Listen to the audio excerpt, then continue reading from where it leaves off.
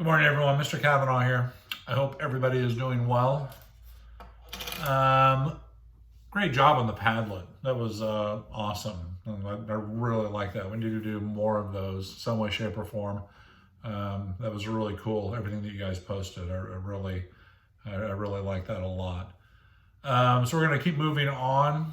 A little side note. I don't know if you know this or not, but we are not doing final exams um, this semester. This semester, and grades are going to be broken 50-50. So for third quarter and fourth quarter, that's it. So we did the numbers over, and so no longer third and fourth in the final. You will have some type of an assessment that will be rolled into your fourth quarter grade. And right now I'm percolating on what we're going to do. Um, Once I decide, I will let you know definitely. I'm already thinking of a few things, but it's not going to be huge either. It's not going to be some monstrosity of an assignment at all. I'm not going to have you guys do that. And I don't want to, saddle you with it because you're going to be doing stuff for other classes as well. And of course, assessment. So I don't want it to be some large, laborious assignment. So I'll talk more about that later, but you are not having a final exam over everything we've been covering for this semester. Just off the top of my head, I'm leaning towards a presentation, be it PowerPoint, Google Slides, or some type of interview. And this is what I've been percolating on, which I'll put more on your Google Classroom feed later on. But doing your timeline, which really should be updated on your timeline, which will be for a grade, which will be for points. But picking something off of your timeline from this semester that we've talked about, or we haven't talked about, something that you think we should have delved into deeper, or you wish we had, picking a historical event, an individual, like looking deeper into Lincoln or George McClellan or Frederick Douglass. So an event, a battle, something that we didn't talk that much about, or something we didn't talk about at all that you have an interest in, and something off the timeline or not on the timeline, and picking that and doing a research PowerPoint on that, or Prezi, or Google Slide. Or you could do an interview. You could record an interview and submit it. And the interview would be you interviewing 3 different people from 3 different age groups. One of the individuals would be from your age group, or another individual would be from an adult, mainly your parents' age group. And then if possible, interviewing somebody in your grandparents' age group. And what the interview would be their thoughts on the pandemic of 2020. I haven't come up with a series of questions yet. You can start jotting some down if you feel that you want to go this route. But just getting them on the record, what they're going through, what they feel. Have they ever been through what's something like this that's comparable? Which for me, for my generation, was 9/11. Something that the enormity of it all. I'm sure for your grandparents it may be something else, but that is another option that I'm thinking about. So right now, just some type of research and presentation, or doing the interview. Right now, one or the other. So start percolating on those. But as I percolate deeper, I'll make a decision, but that's some of the stuff I'm leaning towards. So if you have any questions over that, shoot me a text, shoot me an email, get back to me. But that's where we're heading. So no final exam, just an end of semester, some type of an assessment. But I want to give you guys some options on what to do. And I don't want to make it something dramatic at all. So more on that later on, but I do want to continue on post World War I. I want to get to World War II as quickly as possible, which we're almost there. We're knocking on the door. So here are some notes I want to go through before I submit these to your classroom feed. So post World War I into the Roaring 20s. So the date range really to put on your timeline is 1920, 1929. You know, on your timeline, if there's something we don't cover or talk about, but feel free to add other things as you go through it. You know, do some research and add other things into your timeline. It doesn't just have to be from what we've discussed, what we've talked about, or what I've talked about. So following World War I, the United States moves from a wartime economy into a peacetime economy. And the country is evolving and prospering economically under Republican presidents of Warren G. Harding, Calvin Coolidge, Silent Cal is his nickname, and then eventually Herbert Hoover.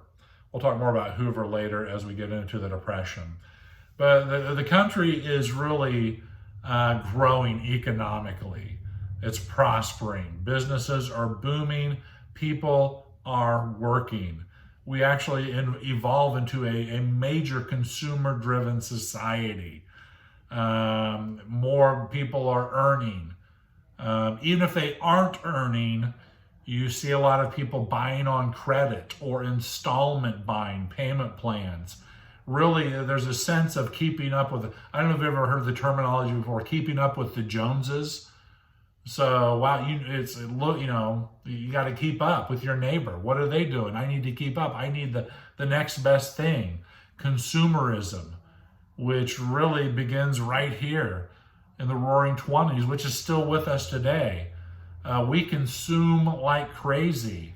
Our nation's at an all-time high of credit card debt. Watch out for that, credit card debt. So business is booming following the war, but it's a very laissez-faire economy. A very laissez-faire, which you know means hands off. There are not a lot of rules and regulations in place. A lot of corners are being cut. Just harken back to the jungle. Not a lot of rules in place. So people are buying, people are consuming the next big thing. Probably one of the biggest consumer items of the day is the Model T automobile, introduced by Henry Ford. Keep in mind, the Model T is not the first car. Really, the first car is credited with a gentleman by the name of Benz in Germany. He named it after his daughter. Mercedes-Benz is really, there's some stuff before that, but he's really credited with the first automobile. The thing about Ford, which is amazing, even though Ford was a very unique individual, I'll say, I'm not going to spend a lot of time talking about it, but anti-Semitic, and wow, he was very racist. We'll talk about that later on. But Ford was a visionary, and Ford used what was already there, but he really tweaked it, and that was the assembly line. So he perfected the assembly line. Wow, I'm going to have a video for you, but he had it timed. The factory itself was a machine that produced a Model T every few minutes. I mean, he had it all down. You could only, as you'll see in the video, there's a funny line about the color of the Model Ts, the car. You can have any color that you want as long as it's black. So, the time is everything. Time is money.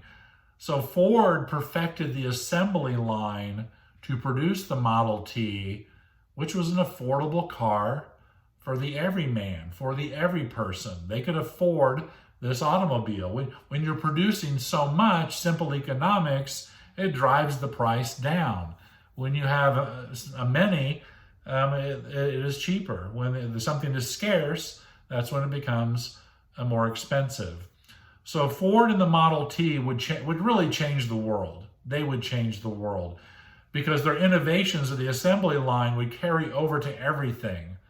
I mean, which these consumer goods today, like washer, dryer, televisions, most of this stuff is produced on an assembly line. Time is money. Before, everything was done in cottage industries or by specialized individuals. The specialization was going to be out the window. You could bring somebody in and teach them a quick trade within 5 minutes and put them on the line, and that's all that they would do. Innovation, though, that's another problem, which technologically, you would have machines replacing the workers, and there was really nowhere for the workers to go. So Ford did not invent the automobile. He perfected the assembly line, producing affordable cars for the everyday person. How did the automobile change America? Well, really mass production.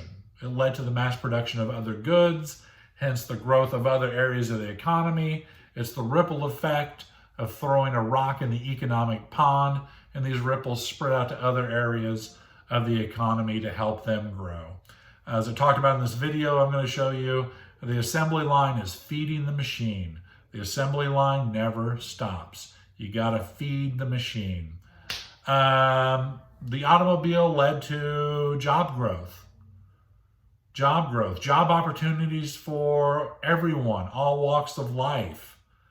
Especially, post-Civil War, post-Reconstruction, we talked about the Great Migration of African Americans from the South to the North, to the industrial North, and you saw to Chicago, to Gary, to Detroit, and job opportunities available now for African Americans, sons and daughters of former enslaved individuals, to these major industrialized cities.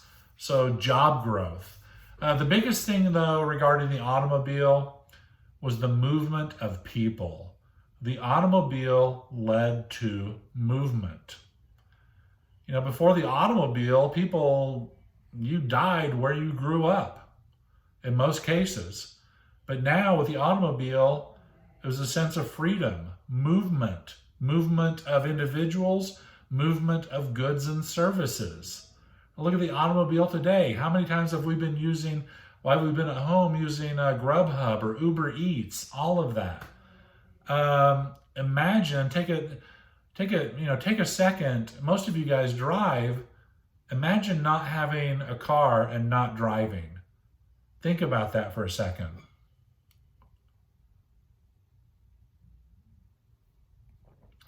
It is this loss of independence. Or you have your car and your license now, you can, wow, 11:30, I want to go to Taco Bell, let's go. Freedom. So the automobile is going to change everything. We Americans have a love affair with the automobile. We love cars, especially here in Indiana. Indiana has deep roots when it comes to the auto industry and racing. Indianapolis Motor Speedway. Oh, wow, quick sidebar. Wow. Tomorrow's May 1st. The month of May. That really is bumming me out now. Month of May, one of my favorite times of the year, the month of May. Windows open at school and you can hear the cars over the track and wow. Leading up to Carb Day. Oh my gosh, I'm going to have to take a break for a second. No Carb Day. What am I going to do? No Daisy Dukes and Wife Beater. No REO Speedwagon. Wow. That just hit me. Tomorrow is May 1st, the month of May. Wow, we will get through it though. We are strong and we will get through it. We will. Okay, back to this, back to the automobile. So remember the automobile, change. Ooh, wow. So there's a good topic right there for your end of course assessment. If you want to do some type of presentation on the history of the automobile and the impact of the automobile, there's a good presentation right there. Think about the workers too that are working on these assembly lines. It's pretty simple stuff. It doesn't require a deep knowledge base. Think about Jurgis. As you're finishing the jungle, how is Jurgis changing? Remember the beginning of the book, Jurgis, whoa, he was all fired up, I'll work harder, and I'm gonna do it. Let's do this. But now, how is Jurgis beginning to change? Is he turning into a kind of a robot on the line? Is he becoming the Tin Man, if you will? The Tin Man from The Wizard of Oz? Going back to, there's a book called The Wonderful Wizard. And that's what the film The Wizard of Oz is based off of. And in the book, the Tin Man represents the American worker. And why he's a Tin Man, in the book, it would continuously be worked hard. And he would get tired, he'd make mistakes, and he'd lose a limb. And they would replace the limb with a piece of steel. Hence, you're turning the worker into this robot. And that is the Tin Man. In the movie, The Wizard of Oz, and Frank Baum's book, The Wonderful Wizard. So is Jurgis becoming the Tin Man? Is Jurgis becoming a robot? That's something to keep in mind as you progress through the rest of the jungle. Think about workers today as well. I put something out this morning in your Google Classroom feed. As you move through the jungle, think about the plight of workers right now in the meat packing industry today. So, wow, history right now is happening right in front of your eyes. So as people worked, they spent money, but they also wanted to have fun. They wanted to go out. They wanted to go to clubs. They wanted to listen to this new jazz rage music. They wanted to dance. They wanted to hear these new performers. But keep in mind, this is also the era of Prohibition from 1920 to 1933. Did that stop people from partying like rock stars? No, it didn't. Actually, people continued to party. People continued to drink. They would go to speakeasies, which were underground clubs, word of mouth clubs. You would go down an alley and knock on a big steel door. Maybe there's a secret knock and the eye hole would open up and there's a code like Joe sent me, and the door would open up and there'd be people inside dancing, guys in tuxedos, ladies in nice dresses, just drinking, having a great time. So Prohibition did not stop people from partying and drinking. They wanted to have a great time. A la The Great Gatsby. Ooh, yes. So people still continue to drink, people still continue to party. You saw new social